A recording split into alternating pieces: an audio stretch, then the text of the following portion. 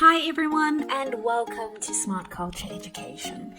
This is the place where we make learning simple, clear and engaging. If you're new here, don't forget to subscribe so you can join us on this journey of mastering maths, science and more.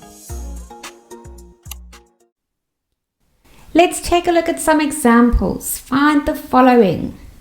What is the square root of 0.09? Now we know that the square root of 9 is equal to 3 since 3 times 3 is equal to 9. So if 3 times 3 is equal to 9, what times what is equal to 0.09? 0.3 times 0.3 is equal to 0.09. So the square root of 0.09 is equal to 0.3. Let's take a look at this next one. So here we have the exact same number as the previous example. And it doesn't look the same, but it is the same. So if we write this fraction as a decimal, we'll also get 0.09. But let's keep it as a fraction. So what we'll do now is we'll break it up. So what is the square root of 9 divided by the square root of 100? Now the square root of 9 is equal to 3 since 3 times 3 is equal to 9, and the square root of 100 is equal to 10 since 10 times 10 is equal to 100. So here we have 3 over 10.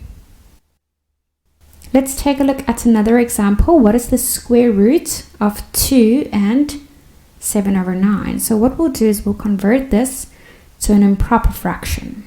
2 times 9 is equal to 18 plus 7 is equal to 25. So what is the square root of 25 over 9? Again, we'll break it up.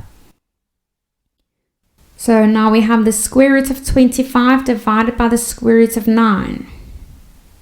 What times what is equal to 25? 5 times 5 is equal to 25. So above the line we have 5.